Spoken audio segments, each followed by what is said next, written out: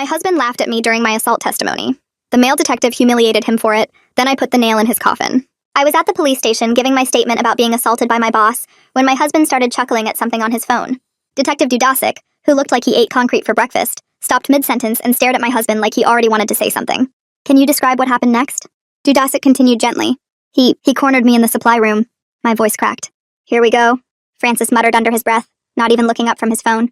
Dudasic's jaw now tightened. Sir, your wife is describing her sexual assault. I'd advise you to show some respect. Francis looked up. I am showing respect. She's just a bit dramatic though, isn't she? It's just some guy getting handsy. Francis shifted in his chair.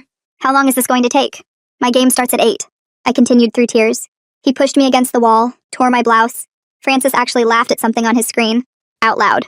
He said my husband told him I was uptight, I whispered, that I just needed loosening up. That finally made Francis look up, but only to roll his eyes. Should have just reported to HR instead of making a federal case out of it. Detective Dudasic stood up slowly. Sir, I don't want to lose my job, so I'm going to need you to step outside. Why? I'm supporting her. She wants me here, don't you? He turned to me. I felt trapped by that question. But before I could answer it, Dudasic jumped in. Listen here. Laughing while your wife describes her trauma is special ed behavior. His voice was controlled but furious. I've worked here for 9 years. I've been a prison guard for 5. I've never seen someone not care about their spouse's trauma. I've dealt with bottom-of-the-barrel scum, and they seem like better men than you. Francis's face went beet red. Excuse me? Real men protect their partners. And I'm no doctor, but I suggest you get a physical. Maybe a specialist will tell you why you come off as a flip-flop more than a man. Francis was furious now. Oh, so you're trying to white knight my wife now? Francis stood up, chest puffed out. Trying to mock me in front of her play hero? Dudasic stayed calm. I'm trying to take a statement about a serious crime while you're treating it like a comedy show. Now sit down. And show this woman some respect. Because if you keep acting like a jackass, she'll find someone who will. I could tell that stung Francis. So much so that suddenly Francis was the perfect husband. Grabbing my hand too tight, declaring he'd kill the guy, demanding to know every detail after ignoring me for 6 weeks since it happened. He started taking photos of my bruises even though the forensics team had already documented everything. What's the assailant's name? Detective Dudasic asked. Richard Adamus, I said clearly. Francis's face drained of color. Richard? You must be confused. Richard Adamus, I repeated, turning to Francis. Your best friend from Cornell, your groomsman, the one you golf with every Sunday. Richie would never, the one you got me the job with as a favor. My voice was getting stronger, while Francis's mouth opened and closed like it was on a loop. That's when I turned to Francis and dropped the bomb. While your friend was assaulting me, he whispered in my ear that you complained about our intimacy life to him. That you told him I needed someone to break me in. Detective Dudasic had been typing on his computer. Sir, I'm pulling up some text messages here that were already submitted anonymously as evidence. Would you like to explain this exchange? He turned his screen toward us. My stomach dropped reading Francis's text to Richard from 2 days before the assault. Richard, your wife's hot, bet she's wild when drunk. Francis, haha, she's too uptight, needs someone to break her in. Richard, maybe I'll help with that. Francis, good luck bro, she's all work no play. These are from Tuesday, Dudasic said. The assault happened Thursday. I stared at Francis. You knew when I came home crying, when I showed you my torn clothes, when I begged you to come with me to the police. I thought you were exaggerating. Rich is a good guy, he wouldn't. I had bruises. Torn clothing, I was bleeding. Rich gets carried away sometimes when he drinks, but you're still defending him? I pulled out Francis's phone from his pocket. His recent calls showed 3 to Richard just this morning. You called him 3 times today, after you knew we were coming here. Francis grabbed for his phone. That's not, I was just warning him? Detective Dudasic asked. That's witness tampering. That's a felony. Francis's face went white. I want a lawyer. You're going to need one, Dudasic said. Sit tight. We'll be charging you as an accessory. And sir, we picked Richard up an hour ago. He really wants to talk to you. We usually don't allow this, but we can make an exception. My husband's face went white. And when we walked out, we locked eyes with Richard being brought in. He smiled at Francis, then glanced at me as if he had something planned. A woman with short gray hair and kind eyes appeared beside me while I was still staring at Richard's retreating back.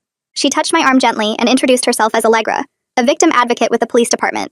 Her voice was calm and steady, cutting through the fog in my brain that made everything feel distant and unreal. She guided me to a small office down the hall, while Detective Dudasic stayed behind to process Francis and coordinate with the officers handling Richard. The office had soft lighting and a box of tissues on the desk, which somehow made me want to cry more than anything else that had happened today. Allegra sat across from me and pulled out a folder filled with colorful pamphlets about protective orders, counseling services, and emergency housing options. She spread them across the desk and started explaining what would happen next in words I could actually understand, not legal talk that went over my head.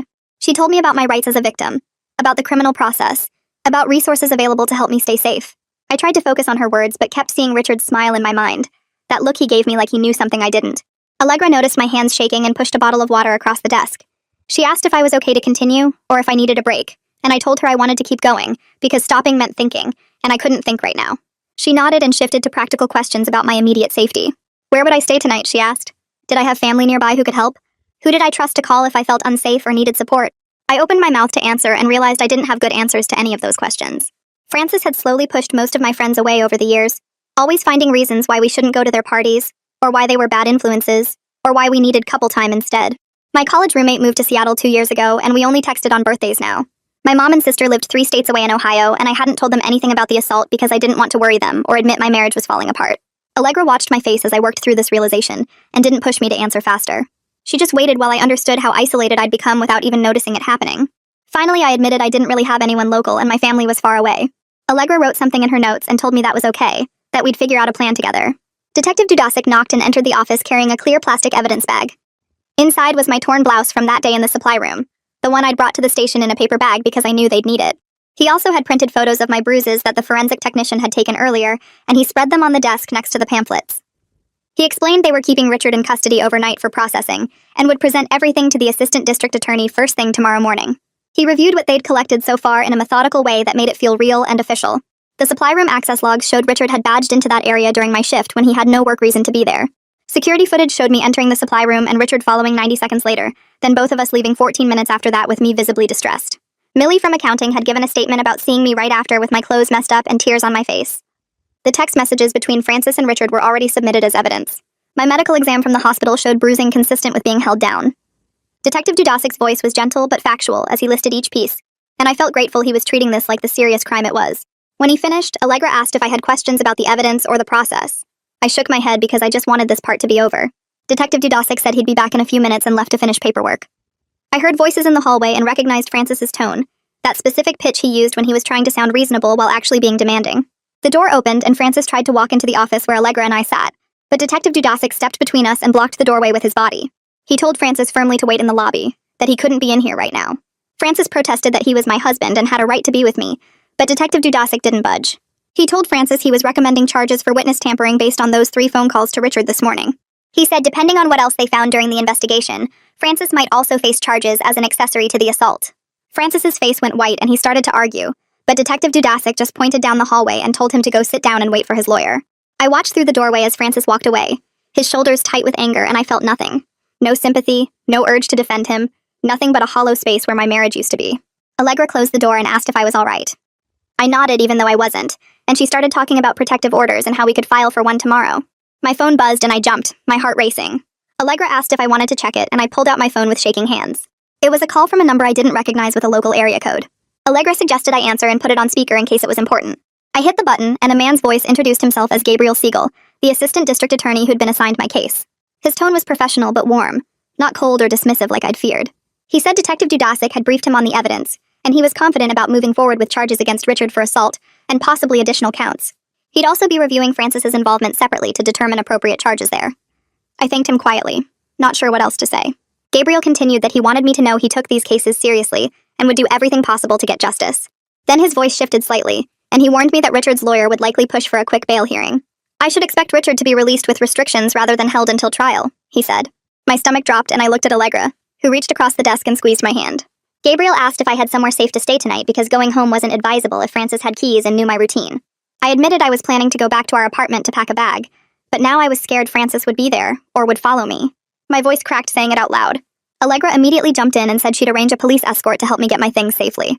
She was already pulling out her phone to make calls while Gabriel stayed on the line. He told me this was the right decision, that my safety had to come first. He said he'd be in touch tomorrow with updates and to call his office anytime if I had questions or concerns. After we hung up, Allegra finished her call and told me Detective Dudasik had agreed to meet me at my apartment in 2 hours with another officer. She emphasized I should bring only what I could carry in one trip, because we wouldn't have time for multiple loads. Detective Dudasik wanted me in and out quickly for safety reasons. I started making a mental list of what I absolutely needed while Allegra pulled out a hotel voucher from her desk drawer.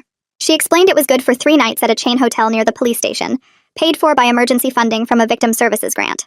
She wrote her cell phone number on the back of the voucher in clear print and told me to call anytime, day or night, if I felt unsafe or needed to talk through next steps. I took the voucher and stared at it, this small piece of paper that represented having nowhere to go. Allegra stood and gave me a quick hug, the kind that felt motherly and safe. She said we'd get through this together, one step at a time. I nodded and tried to believe her. I left Allegra's office with the hotel voucher clutched in my hand and drove to my apartment complex with Detective Dudasic following in his patrol car.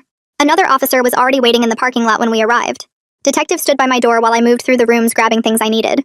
I pulled clothes from my closet without really looking at them, stuffed toiletries from the bathroom into a bag, unplugged my laptop from the desk. My hands shook the whole time. I kept glancing at the door expecting Francis to burst through even though Detective was right there watching. In the bedroom, I grabbed my important documents from the filing cabinet, my birth certificate and passport and bank statements. Then I went to Francis's desk to look for anything else I might need. That's when I saw them. Printed text messages, pages and pages of them sitting in a folder. I picked up the first page and started reading. My stomach turned. Richard and Francis had been texting about women at my office for months. Crude jokes about their bodies, comments about what they'd like to do to them. And then I found messages about me. Richard saying I looked good in a skirt I wore to the office picnic. Francis responding that I had nice legs but was too stuck up. Richard asking if I was always so serious. Francis saying I needed someone to loosen me up. Maybe a few drinks would help. I felt like I was going to throw up. There were more. Richard commenting on my body after I wore a dress to the company party. Francis agreeing and adding details about our bedroom that made me want to scream. This wasn't just dismissive. This wasn't just not believing me. Francis had been participating in this for months. He'd been encouraging Richard, setting me up.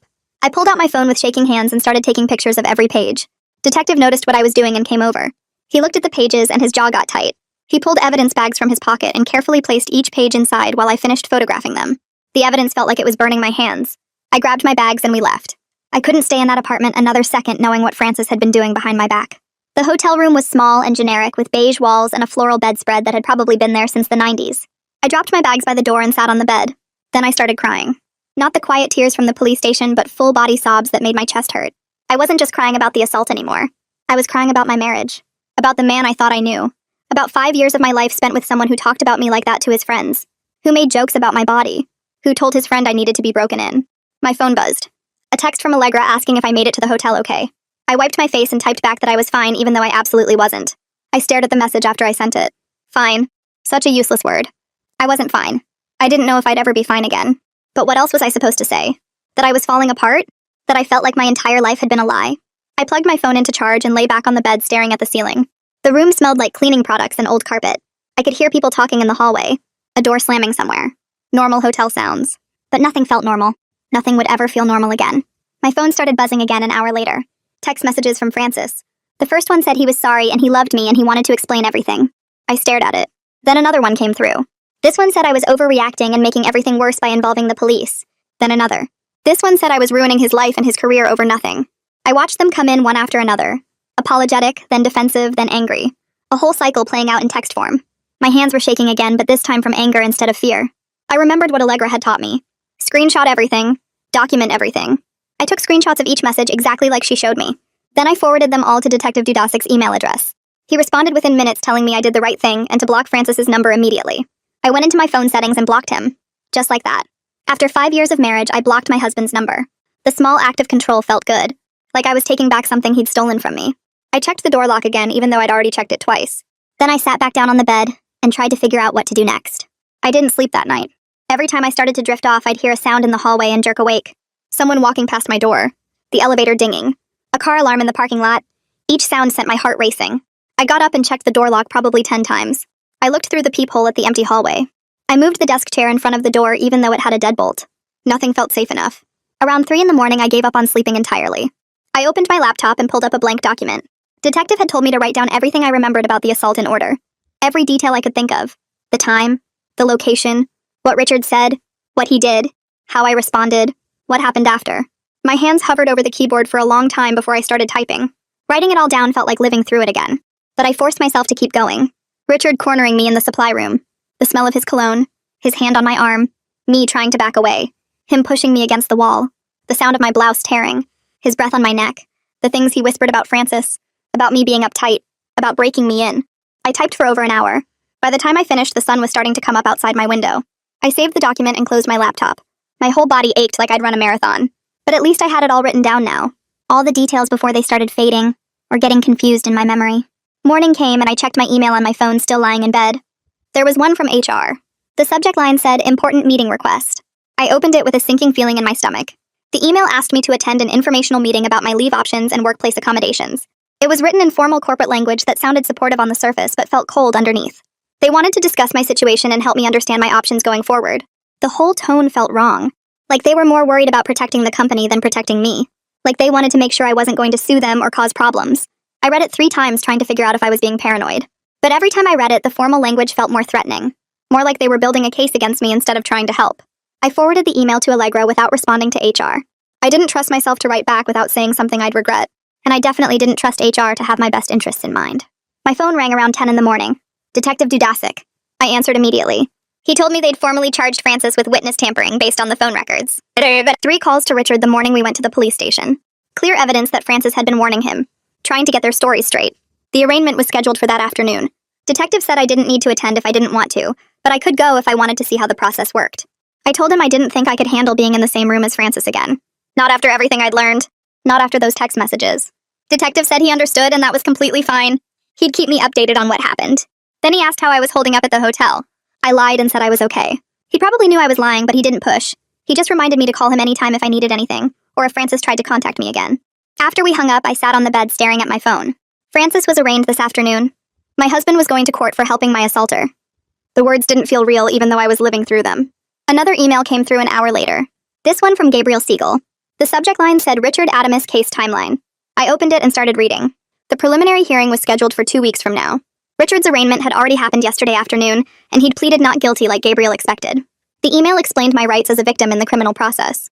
I had the right to be present at all proceedings, the right to submit a victim impact statement, the right to be notified of any plea agreements or changes in Richard's custody status. Gabriel had attached a document that laid everything out in detail. I read through it twice trying to absorb all the information. There was so much I didn't know about how any of this worked. So many steps and procedures and legal terms I'd never heard before. The document was helpful but also overwhelming. This was going to take months, maybe longer, and I'd have to be involved in every step watching Richard and Francis go through the system while I tried to put my life back together. I closed my laptop and put my head in my hands. The next email from Gabriel came that afternoon. Richard had made bail again with stricter conditions this time. GPS monitoring, no contact orders, surrendering his passport. But he was out, walking around free while I was hiding in a hotel room. Gabriel warned me that Richard's lawyer was already positioning the case as a misunderstanding between colleagues, saying it was a consensual encounter that I regretted later, saying I was confused about what happened. I felt sick reading those words. The defense was going to try to make it sound like I wanted it, like I led Richard on, like the torn clothes and bruises and my crying were all just a misunderstanding. They were going to minimize what happened in that supply room, turn it into something less than what it was, make me look like a liar or someone who couldn't tell the difference between assault and a bad hookup. My hands were shaking again. I forwarded the email to Allegra and asked her what I should do. She called me 5 minutes later and told me to meet her at the courthouse in an hour. We were going to file for protective orders against both Richard and Francis. Emergency orders that would be in effect immediately. I grabbed my purse and headed out. The courthouse was busy and confusing with people everywhere and signs pointing in different directions. Allegra met me at the entrance and guided me through security and up to the right floor. We sat in hard plastic chairs filling out forms for almost 2 hours. Temporary protective orders against Richard Adamus and Francis Calloway. I had to write down why I needed protection, what they'd done, why I was afraid. My hand cramped from writing, but I kept going. Finally, a clerk called us into a small courtroom. A judge reviewed my paperwork while Allegra and I stood there waiting. The judge asked me a few questions about the assault and about Francis showing up at places I was staying. I answered as clearly as I could, even though my voice kept shaking. Then the judge signed the orders. Emergency protective orders valid for 2 weeks until we could have full hearings to make them permanent. The clerk handed me official papers with the court seal. Richard and Francis couldn't contact me or come within 500 feet of me. If they violated the orders, they'd be arrested immediately. I held the papers in my hands, feeling like they should mean more than they did. They were just pieces of paper, but they were also legal protection. Official recognition that I needed to be kept safe from my own husband and my former boss. Allegra walked me back to my car and told me to keep those papers with me at all times. To call 911 immediately if either of them violated the orders. I drove back to the hotel clutching the steering wheel too tight and trying not to think about how insufficient those papers felt against everything that had happened. That evening, I was lying on the hotel bed staring at the ceiling when someone knocked on my door. I froze. The knock came again, harder this time. I crept to the peephole and my stomach turned over. Francis stood in the hallway looking around like he was checking if anyone saw him. I backed away from the door as quietly as I could. He knocked again and called my name through the door. I grabbed my phone and ran into the bathroom, locking that door too, even though it felt stupid.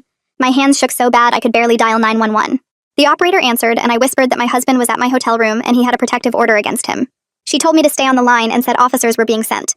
Francis kept knocking and calling my name, his voice getting louder. Then I heard him try the door handle.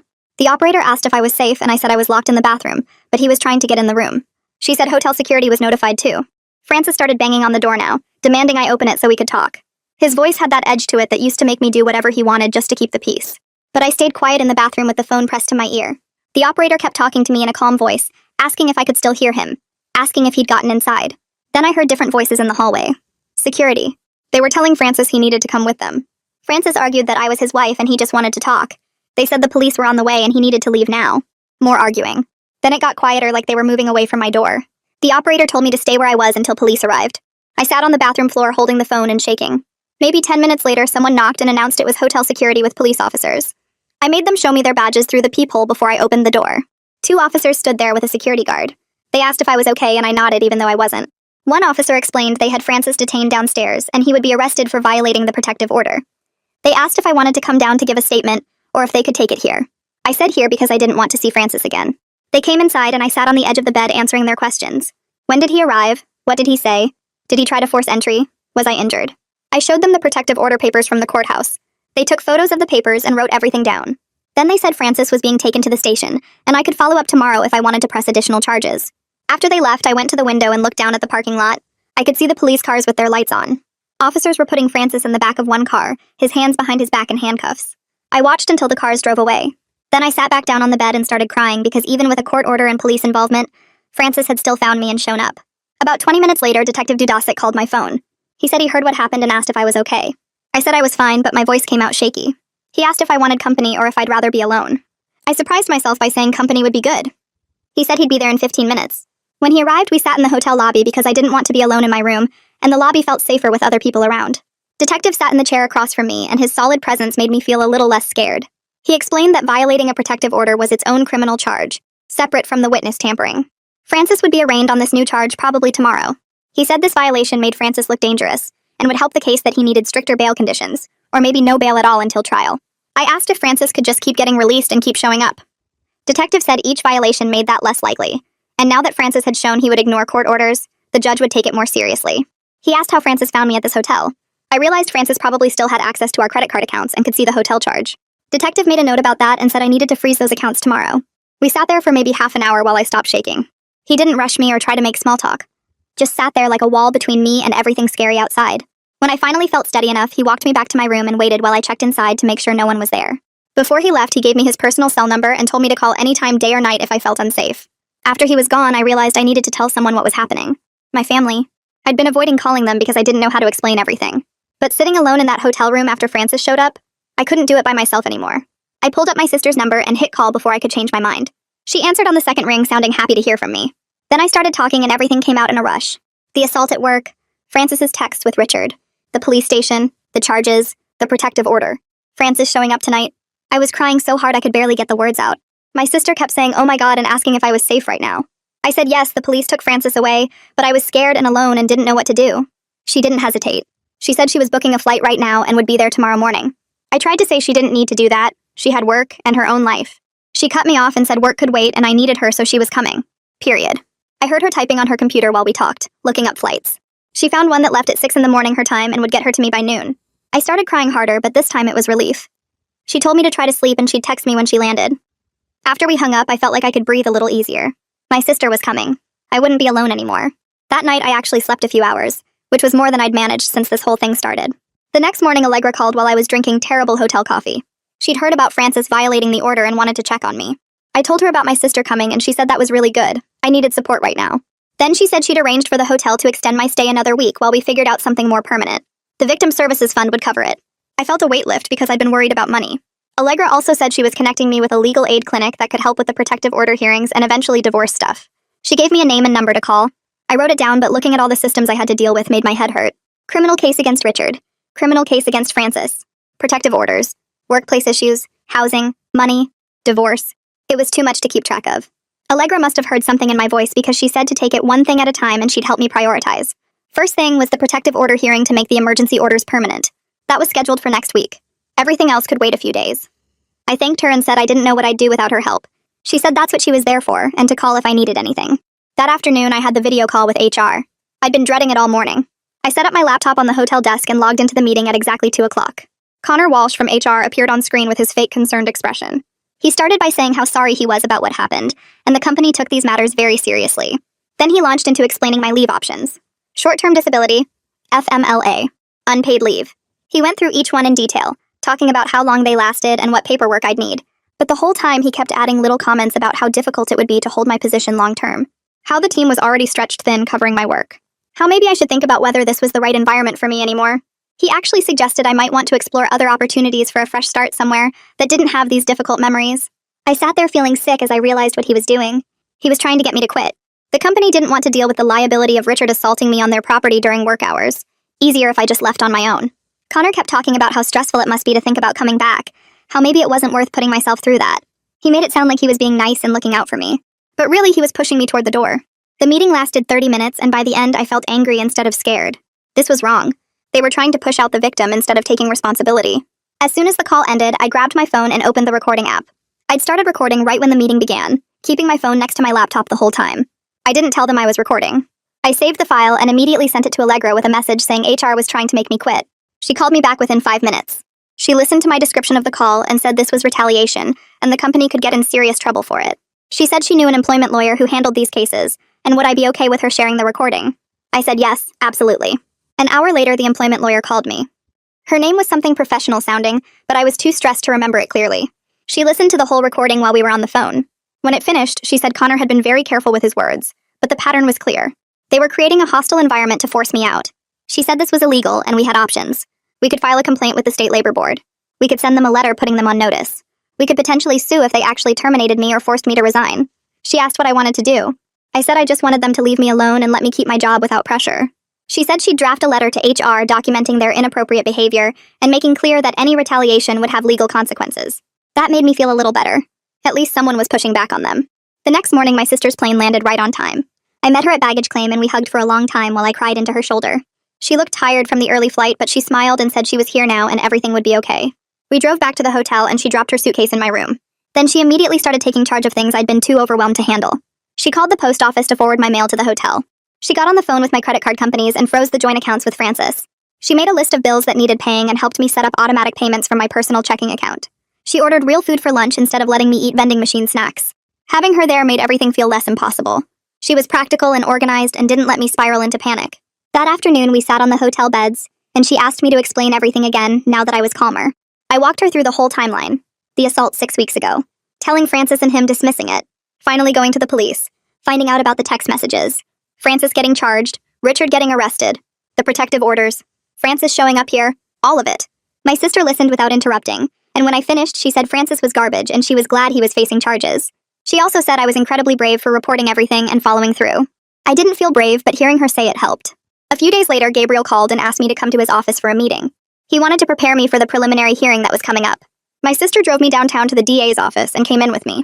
Gabriel's office was small and cluttered with case files, but he seemed organized. He explained what would happen at the preliminary hearing. I'd have to testify about the assault. Richard's lawyer would be there and might ask me questions, but Gabriel would object to anything inappropriate. The judge just needed to determine if there was enough evidence to move forward, which Gabriel said was a pretty low bar. But he wanted me prepared for how it would feel to testify with Richard in the room. He was honest that Richard's lawyer would try to make me uncomfortable. They might question details of my story or suggest I was confused about what happened. Gabriel said he'd object to anything that crossed the line, but I should expect them to be aggressive. He asked if I had any questions. I asked if I had to testify or if there was enough evidence without me. Gabriel said technically they could proceed without my testimony, but it would be much stronger if I testified. The jury would want to hear from me directly. I said okay, I'd do it. Gabriel walked me through what questions he'd ask and how to answer clearly and directly. We practiced for about an hour. By the end, I felt slightly more prepared, but still scared. That same week, Detective called with good news. He said they'd interviewed Millie Newton from my office. Millie was the coworker who saw me right after the assault when I came out of the supply room. She'd given a statement describing how I looked. Torn blouse. Tears running down my face. Shaking. Millie told them I was clearly in distress and she asked if I was okay. I'd said I needed to go home and then I'd left work early. Detective said Millie's statement was important because it showed my immediate reaction. It backed up my timeline and proved I was visibly upset right after the assault happened. Gabriel had told him this kind of evidence was crucial. It showed this wasn't something I made up later or a consensual encounter I regretted. There was a witness to my distress in the immediate aftermath. I felt grateful to Millie for coming forward. A lot of people saw me that day, but she was the one who actually talked to the police. Detective also mentioned they were still building the case and looking into whether there were other complaints about Richard at the company. I said I didn't know of any, but I wasn't surprised if there were. Richard had always been inappropriate with comments and looks. I just never thought he'd actually assault someone. The following weekend, Allegra arranged for my sister and me to look at apartments. She'd pulled listings in my price range if I was living alone on just my income. We met her at the first place, a studio apartment in an older building. It was small and the carpet was worn, but it was clean and the landlord seemed nice. The rent was $800 a month, which was about the most I could afford. We looked at 2 more places that afternoon. One was too expensive, and one was in a sketchy neighborhood my sister immediately vetoed. We went back to the first studio and I filled out an application. Sitting in Allegra's car afterward, the reality of my financial situation hit hard. Francis had controlled most of our money during our marriage. I had my own checking account, but he managed the savings and investments. I'd been too scared to touch the joint account since he started getting charged with crimes. Now looking at what I could afford on my salary alone, I realized how much I'd depended on him financially. The studio was tiny compared to our house. I'd have to get rid of most of my furniture because it wouldn't fit. I'd be living paycheck to paycheck with no savings cushion. My sister squeezed my hand and reminded me this was temporary. Once the divorce went through, I'd get my share of everything. But right now, I needed to focus on being safe and stable. The money stuff could be worked out later. I knew she was right, but it was still scary seeing how little I could afford on my own. The next morning, I sat in a small office at the legal aid clinic with my sister beside me and a lawyer named Miss Miranda across a scratched wooden desk. Miss Miranda had short gray hair and reading glasses on a chain around her neck, and she spoke in a calm, matter-of-fact way that made everything feel slightly less overwhelming. She explained I could file for emergency spousal support and temporary use of joint funds, while the criminal cases were pending against Francis. The process required going to family court and submitting financial affidavits showing our income and expenses. Miss Miranda warned me that Francis would be at the hearing because he had a right to contest the amounts, and I felt my stomach drop at the thought of seeing him again. My sister reached over and squeezed my hand hard under the table. Miss Miranda slid the paperwork across to me and pointed to where I needed to sign, and my hand shook as I picked up the pen. I kept thinking about sitting in a courtroom with Francis staring at me while a judge decided how much money I could access from our own accounts. But I also thought about that tiny studio apartment, and how I couldn't even afford basic furniture on my salary alone. I signed the forms, and Miss Miranda said she'd file them today, and we'd have a court date within 2 weeks. Back at the hotel that afternoon, my phone rang from a number I didn't recognize. I almost didn't answer, but something made me pick up. Francis's mother, Wilhelmina, started talking immediately in her clipped, precise voice that always made me feel like I was scolded. She said I was destroying her son's life over a misunderstanding, that Francis made a mistake but he didn't deserve to lose everything, that I needed to think about our marriage vows and forgiveness. I listened for maybe 30 seconds while she went on about how Richard was Francis's oldest friend, and Francis was just trying to be loyal, how I was being vindictive and cruel by pressing charges. Then I hung up without saying a word. I went into my phone settings and blocked her number immediately, my hands moving fast before I could second-guess myself. After I finished, I sat on the edge of the hotel bed and started crying. Not because of what she said, but because I used to have such a good relationship with Wilhelmina. We'd have lunch together once a month and she'd tell me stories about Francis as a kid. Now that relationship was just gone. Another thing this whole situation had taken from me. 2 days later, Gabriel called while I was eating cereal in the hotel room. He said Richard's lawyer had requested a meeting to discuss a potential plea agreement, which surprised everyone because we were still so early in the process. Gabriel thought Richard's lawyer was worried about the text messages between Richard and Francis, and also about Millie's statement describing how I looked right after the assault. He said defense lawyers usually don't push for plea talks this soon, unless they're concerned about what might come out at trial. Gabriel asked if I was open to hearing what they might offer, and I said yes because I honestly didn't know what I wanted yet. He scheduled a meeting for the next afternoon at his office so we could discuss options before any formal plea negotiations happened. I met Gabriel and Allegra at the district attorney's office in a small conference room with a window overlooking the parking lot. Gabriel sat across from me with a yellow legal pad covered in notes, and Allegra sat beside me with her hand resting near mine on the table. Gabriel explained that a trial would mean testifying in detail about the assault in open court with Richard sitting right there, and his lawyer cross-examining me about every part of my story. He said the defense would try to make me look confused or vindictive, would bring up my marriage problems with Francis, would suggest I wanted this to happen, or that I made it up later. A plea deal might mean Richard got less punishment than a trial conviction, but it also meant I wouldn't have to go through that trauma of testifying and being attacked on the witness stand. I sat there feeling completely stuck, because part of me wanted Richard to face the maximum consequences. But another part of me felt sick thinking about describing the assault to a room full of strangers, while his lawyer tried to make me seem like a liar. Gabriel said I didn't need to decide anything yet, that this was just about understanding my options before we heard what Richard's lawyer might propose. My first therapy appointment happened 3 days later in a small office that smelled like lavender.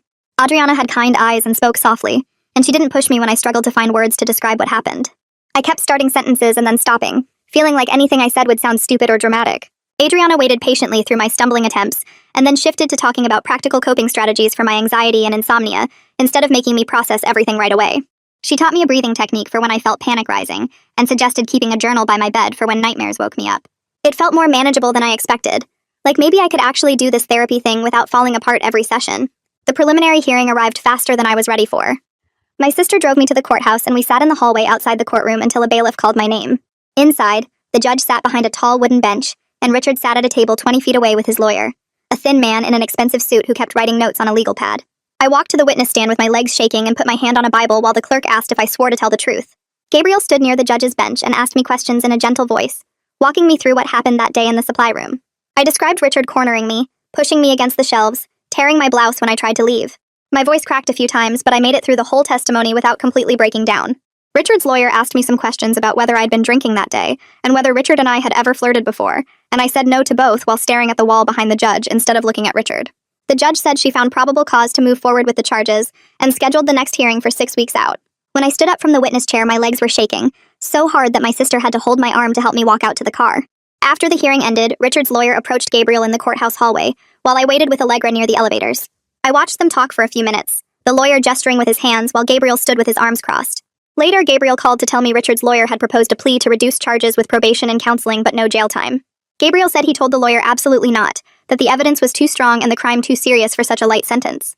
I felt grateful that Gabriel wasn't pressuring me to accept something inadequate just to close the case quickly. A week later, Gabriel called with an update about Francis's case. The prosecutor handling Francis's witness tampering charge had offered him a plea deal if he agreed to testify about his conversations with Richard before the assault. The deal would reduce the charge to a misdemeanor with probation, instead of the felony that could mean jail time. Gabriel asked if I was comfortable with Francis potentially helping the case against Richard, even though it meant Francis would face lighter consequences. I told Gabriel I needed time to think about it. I sat with my sister and Allegra that evening in my hotel room trying to work through how I felt about Francis cooperating. Part of me wanted him punished fully for what he did, for those phone calls warning Richard, for enabling the whole situation with his crude comments. But another part of me wanted the strongest possible case against Richard, wanted to make sure Richard actually faced real consequences. My sister pointed out that Francis's testimony could establish that Richard planned the assault ahead of time, rather than it being a spontaneous mistake. Allegra reminded me that either way, Francis would still have a criminal record and probation. I eventually told Gabriel I would agree to Francis cooperating if it actually strengthened the case in meaningful ways, not just as a favor to Francis. Francis provided detailed statements to the prosecutors over the next week. Gabriel sent me the transcripts and I made myself read through them, even though it made me feel physically sick. Francis described conversations where Richard explicitly talked about wanting to make a move on me, where Francis encouraged it or joked about it, where they discussed my work schedule and when I'd be alone in the supply room. Reading their words laid out on paper, seeing how they'd planned this together, made me run to the bathroom and throw up. But Gabriel called afterward to say the statements established premeditation and showed Francis's knowing participation in creating the conditions for the assault, which would make the case against Richard much stronger. The employment lawyer reviewed everything I'd documented about HR's pressure and sent a formal letter within 2 days. The letter spelled out how Connor Walsh had suggested I quit instead of taking leave, how he'd implied my position couldn't be held, how he'd made the video call feel like an interrogation designed to push me out. The lawyer included legal citations about retaliation against assault victims and the company's potential liability if they continued this pattern. Connor's response email arrived the next morning and the tone shift was dramatic. He offered extended paid leave for as long as I needed, promised my position would be protected, and suggested we schedule a follow-up call to discuss any accommodations I might need when returning. I forwarded the email to Allegra and typed back a short acceptance of the leave offer without committing to any timeline for coming back. My sister and I spent the following week looking at apartments I could afford on just my income. Most places were too expensive or in neighborhoods that felt unsafe, but we finally found a studio in an older building with decent security and month-to-month lease terms. The apartment was tiny with a kitchenette barely big enough for one person and a bathroom that needed updating, but the landlord didn't require Francis's signature, and that made it perfect. My sister donated a futon from her spare room, some kitchen supplies, and helped me set up basic furniture from thrift stores. We spent an entire Saturday moving my stuff from the hotel and arranging everything so the space felt like mine. Standing in the middle of that small room with my sister, I felt safe for the first time in weeks, because Francis had never been here and didn't have keys. Francis started trying to contact me 2 days after I moved in. The first call came from a number I didn't recognize, and I answered thinking it might be Gabriel or detective. Francis's voice made me hang up immediately and block the number. Then came texts from different numbers, emails from new addresses he'd created, even a message through a mutual friend's social media account. Each attempt said some version of needing to talk, wanting to explain, claiming I was being unfair by cutting him off completely. I screenshot every message, documented the date and time, and forwarded everything to detective. Gabriel called after the 5th attempt to tell me they were building a strong pattern of protective order violations, and the prosecutor handling Francis's case was considering asking the judge to revoke his bail entirely. Gabriel called again a week later with news about Richard's case. Richard's lawyer had come back with a revised plea offer after reviewing the evidence and Francis's statements. The new offer was felony assault with 18 months in county jail, 3 years probation after release, mandatory counseling throughout, and registration as a sex offender. Gabriel walked me through what each piece meant in practical terms. The jail time was real consequences, not just probation. The registration meant Richard's information would be public, and he'd have restrictions on where he could live and work. Gabriel emphasized the decision was completely mine, that he'd support whatever I chose, and that going to trial was still an option if I wanted to pursue maximum punishment.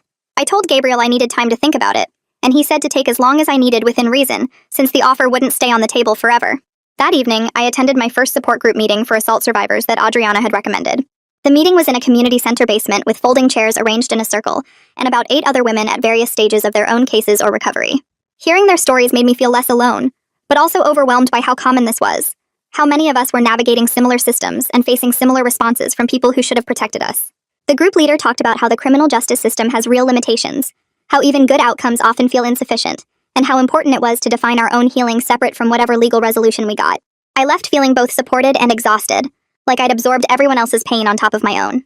My sister had to fly home 3 days later for work she couldn't postpone any longer. We drove to the airport together and I tried not to cry until we got to the security checkpoint. She hugged me tight and made me promise to call her every single day, to keep going to therapy even when it felt hard, to reach out to Allegra anytime I needed support. I promised everything she asked while tears ran down my face, and I watched her go through security until I couldn't see her anymore. Driving back to my apartment alone felt scary in a way I hadn't expected, like I was losing my safety net and would have to handle everything by myself now. My next therapy session with Adriana focused on managing panic attacks and identifying my specific triggers. We worked through grounding techniques like naming 5 things I could see, 4 things I could touch, 3 things I could hear. Adriana helped me recognize that men standing too close triggered my fight or flight response, that closed doors made my heart race, that Francis's cologne scent could send me into a full panic even when he wasn't around. Having names for these triggers made them feel slightly less overwhelming, like I could prepare for them instead of being ambushed. Adriana gave me homework to practice the grounding techniques daily, so they'd become automatic when I actually needed them. Gabriel called the following week with an update about Francis's case. The prosecutor handling the witness tampering charge was willing to recommend a lenient sentence because Francis's cooperation had been so valuable to building the case against Richard. The recommendation would be probation instead of jail time, mandatory counseling, and a fine but no actual incarceration. Gabriel asked if I was comfortable with this arrangement, acknowledging that it meant Francis would face lighter consequences than I might want. I told Gabriel I hated it, but understood the strategic reason, that I wanted the strongest case possible against Richard, even if it meant Francis got off easier than he deserved. I spent the next few days talking through the plea offer decision with Allegra, with Adriana in therapy, and with my sister on the phone every night. The thought of testifying at trial and being cross-examined about every detail of the assault felt unbearable when I really let myself imagine it. Richard's lawyer would question my memory, suggest I'd misunderstood his intentions, imply I'd somehow invited or encouraged what happened. The plea offer meant Richard would face real jail time and registration without putting me through that additional trauma. After talking it through from every angle, I called Gabriel and told him I wanted to accept the plea offer. He said he'd notify Richard's lawyer and start preparing for the plea hearing. Gabriel called back 2 days later to confirm the plea hearing was scheduled for 3 weeks out. He explained I could give a victim impact statement if I wanted to, that this would be my chance to tell the judge directly how the assault had affected my life. I told Gabriel I wanted to do it, and he sent me information about what to include and how long it should be. I started writing that same evening, sitting at my small kitchen table with my laptop, trying to put into words how the assault had destroyed my sense of safety, ended my marriage, triggered panic attacks and nightmares, made me afraid of closed doors and men standing too close. The words came slowly and painfully, but I kept writing because I needed the judge to understand that this wasn't just a legal case but a trauma that had changed everything about my life. I spent the rest of the week revising my victim impact statement until every word felt right. The hearing date arrived on a Tuesday morning, and I put on a navy dress that made me feel professional, and put together even though my hands wouldn't stop shaking. The courthouse was the same building where I'd gotten the protective orders months ago, but this time I walked through the metal detectors knowing Francis would be on the other side. His lawyer had worked out the plea deal, so there wouldn't be a trial or testimony, just the formality of him admitting guilt, and the judge accepting the sentence. I sat 3 rows back on the prosecution side, while Francis stood at the defendant's table in a gray suit I'd helped him pick out for a work conference 2 years ago. The prosecutor read the charges, and Francis's voice was flat when he said guilty to misdemeanor witness tampering. The judge asked if he understood he was giving up his right to a trial, and Francis nodded without looking anywhere near my direction. The judge accepted the plea and imposed the sentence: 2 years probation with mandatory counseling every week and a fine of $5,000. Francis's lawyer thanked the court and started gathering papers, while Francis finally turned and looked directly at me. His expression was blank in a way that felt worse than anger or sadness, like he was looking at a stranger instead of someone he'd been married to for 6 years. I looked away first and walked out of the courtroom before he finished signing the paperwork. Back at my apartment, I opened my laptop and found an email from Connor at HR with a subject line that said, "Important update."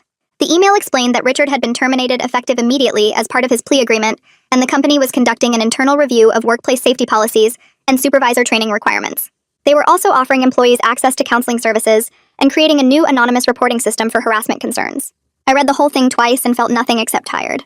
It was good that Richard was gone and that the company was finally taking action, but it felt like closing the barn door after the horse had already run off and trampled everything.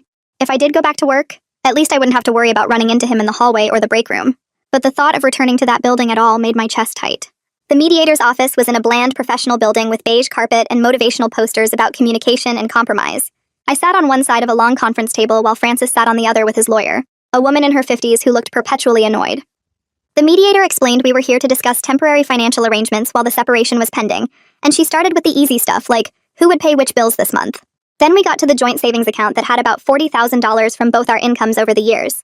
Frances's lawyer immediately jumped in and said her client should receive a larger share because of the emotional distress and reputational damage caused by the criminal charges. I felt my face get hot and my hands clenched under the table.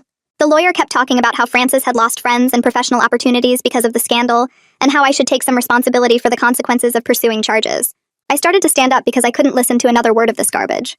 My own lawyer put a hand on my arm and asked for a 5-minute break.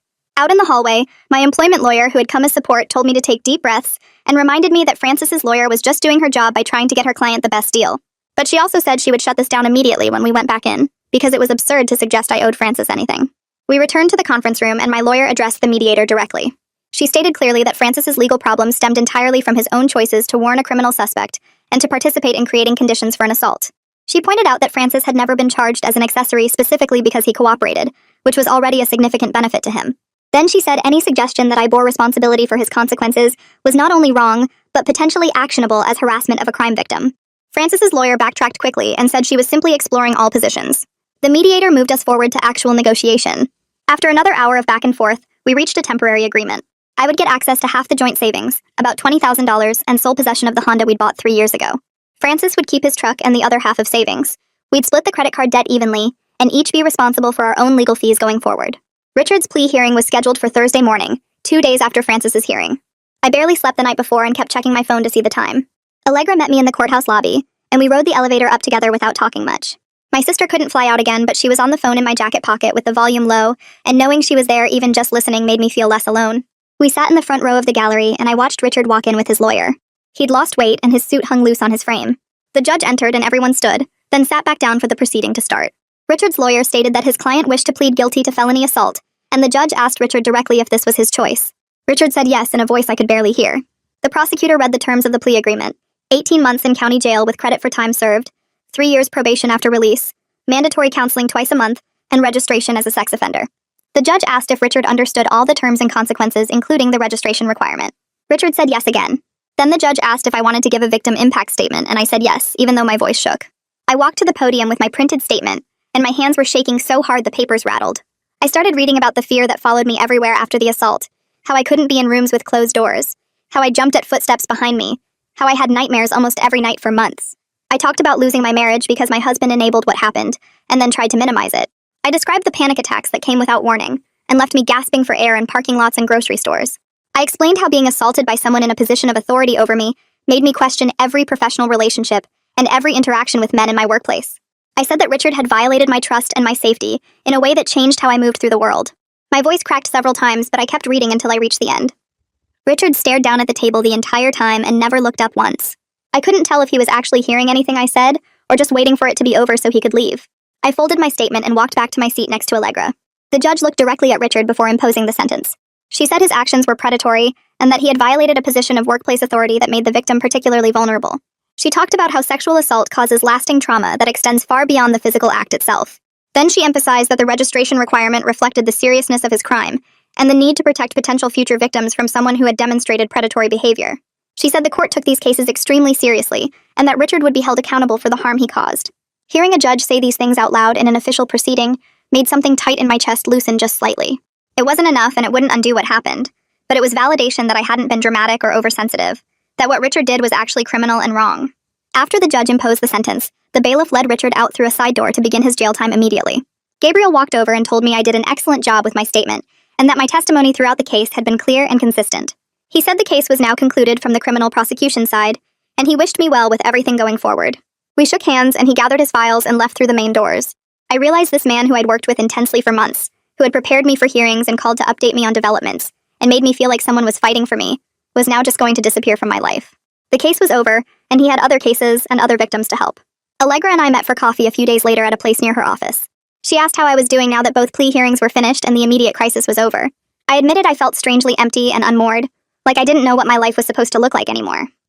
For months I'd had court dates to prepare for, and legal meetings to attend, and statements to write, and all of that had given me something to focus on besides the trauma itself. Now there was just regular life, and I wasn't sure how to do that. Allegra said this was completely normal, and that a lot of survivors felt lost when the legal process ended. She reminded me that healing wasn't linear, and that I should be patient with myself as I figured out what came next. We talked for over an hour about everything and nothing, and when we said goodbye in the parking lot, I realized she was another person who would fade from my life now that her official role was done. I met with a legal aid lawyer the following week to file for legal separation from Frances. We sat in her small office and went through all the paperwork, checking boxes about assets and debts and custody which didn't apply to us. The lawyer explained that legal separation was a step before divorce that would protect me financially and legally while we figured out the permanent arrangement. I signed form after form, and each signature felt both liberating and devastating. I was ending a marriage I'd thought would last forever, walking away from someone I'd planned a whole life with. But I was also protecting myself from someone who had enabled my assault and then tried to minimize it, someone who had called his best friend to warn him instead of supporting me. The lawyer filed everything electronically and said Frances would be served within a few days. I walked out of her office and sat in my car for 20 minutes before I could drive home. I'll write the continuation following all requirements, focusing on action-driven content with minimal dialogue and reflection. The drive home felt like moving through fog, and I barely remembered taking the turns to my studio apartment. My phone buzzed before I even got my keys out. A voicemail from my lawyer saying Frances's attorney had already called to reject our proposed separation terms and demand formal mediation over the asset division. She said this could stretch out for months, maybe longer if Frances kept fighting every detail. I sat on my couch and stared at the wall, feeling so tired I wanted to cry. Being legally tied to Frances for months more, sitting across tables from him arguing about furniture and bank accounts, felt like torture I couldn't escape. But I called my lawyer back and told her to schedule whatever meetings were needed, because I wasn't backing down on protecting myself financially. 2 weeks later, I walked into my office building for the first time since the assault, and my hands shook so bad I could barely badge through security. HR had moved me to the 7th floor, far from where Richard's office had been on the 3rd floor. The new desk faced a window overlooking the parking lot instead of the interior hallway, which felt safer somehow. I kept my coat on for the first hour, even though the office was warm, like I needed the extra layer between me and everyone else. My supervisor stopped by to say welcome back and asked if I needed anything, and I just shook my head because my throat felt too tight to talk. I made it through 4 hours before the exhaustion hit, so hard I had to leave. Walking to my car, I felt this weird mix of shame for leaving early and pride for even showing up at all. The next morning, Millie appeared at my desk with 2 coffees and asked if I had a minute to talk. She said she was glad I came back and she was sorry she didn't do more to help after the assault. I told her that her statement to the police about seeing me right after it happened was incredibly important, that it helped prove I wasn't making anything up. She suggested we grab coffee in the break room, and we sat by the window where she told me she'd been harassed by a different supervisor 2 years ago. She went to HR and they basically told her to deal with it or find another job, so she just avoided him until he transferred to a different office. Hearing that she understood what it felt like to not be believed made me feel less alone. We talked for almost an hour about how messed up the whole system was, and when we went back to our desks, I felt like maybe I had an actual friend here, instead of just coworkers who pretended nothing happened. My therapy appointment with Adriana that week focused on the complicated feelings about Richard's sentencing being over. I told her I felt relieved the court stuff was done, but also angry that 18 months seemed too short for what he did to me. And I felt grief over everything I lost, my marriage and my sense of safety, and the life I thought I was building. Adriana said healing isn't a straight line, and I was allowed to have contradictory emotions about the outcome. She reminded me that justice from the legal system was just one piece, and I got to decide for myself what healing looked like. We worked on letting go of the idea that there was some perfect amount of punishment that would make me feel whole again, because that wasn't how trauma worked. I left her office feeling a little less like I was doing recovery wrong, just because I still felt angry sometimes. 3 weeks after Richard's sentencing, a woman from the state labor board called and said they were opening an investigation into my workplace based on the complaint my employment lawyer had filed. She scheduled a time to take my statement, and I met her at a coffee shop near my apartment, because I didn't want to do it at the office. I spent 2 hours walking her through everything, from Richard's assault to HR's response that pressured me to just move on quietly. She took detailed notes and recorded our conversation with my permission, and she said the board would be interviewing other employees and reviewing company policies. It felt good to have the company's failures documented officially in some government file, even though I had no idea if anything would actually change. At least someone was asking the right questions about why Richard had been allowed to supervise people when HR already had complaints about him from before. That night, I opened my email and found a long message from Frances with the subject line, "Please read." I almost deleted it without looking, but something made me click it open. He wrote paragraphs trying to explain his behavior, saying he panicked when he realized Richard assaulted me and didn't know how to handle it. He said he made terrible choices because he was scared of losing his friend and his job and everything he'd built. He asked for another chance to prove he could be the husband I deserved. Said he'd go to therapy and do whatever it took.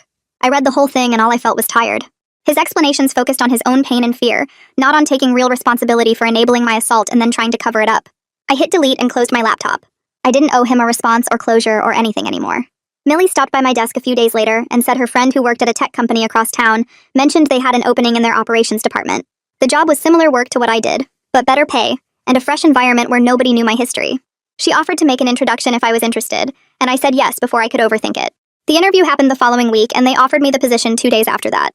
I gave notice at my current job and felt like I was moving forward instead of just surviving. My last day was quiet, just packing up my desk and saying goodbye to Millie, who promised we'd stay in touch. Walking out of that building for the last time felt like shedding skin I'd outgrown. 3 months after Richard's sentencing, I was settling into my new job and living independently in my studio apartment. My sister flew in for a long weekend, and we cooked dinner together in my tiny kitchen, while I told her about my plans to eventually go back to the school for a project management certificate. She chopped vegetables while I stirred pasta sauce, and I realized I was actually making plans for a future that felt possible rather than scary. The legal separation from Francis was almost done, just waiting for final signatures. Richard was serving his sentence in county jail. I still had hard days where the trauma felt too big to carry, where I couldn't get out of bed or felt scared of my own shadow. But I also had good days where I felt strong and capable and proud of myself for surviving. I was building a life that was mine alone, surrounded by people who actually supported me. My sister and I ate dinner on my couch and watched old movies, and she told me she was proud of how far I'd come. For the first time since the assault, I could imagine being genuinely happy again. Not just okay, but actually happy. It wasn't about forgetting what happened or pretending everything was fine. It was about learning to live with what happened while still moving forward, still making plans, still believing I deserved good things. I was attending therapy every week with Adriana, and we were working through the hard stuff slowly. Some sessions I cried the whole time, and some sessions we talked about regular life stuff like my new job or weekend plans. The healing wasn't linear like Adriana kept reminding me, but I was healing. I could feel it in small ways, like being able to sleep through the night sometimes, or not flinching when a man walked past me in the grocery store. I was rebuilding trust in myself and in other people, figuring out who I was outside of being Francis's wife or Richard's victim. My sister left on Sunday afternoon, and I hugged her tight at the airport and promised to visit her soon. Driving home alone, I felt okay with the quiet instead of scared of it. My apartment waited for me with my books and my plants and my own space that nobody else had keys to. I had work tomorrow at a job where people respected me and therapy on Thursday, and coffee plans with Millie next weekend. I had a life that was mine, and I was going to keep building it one day at a time.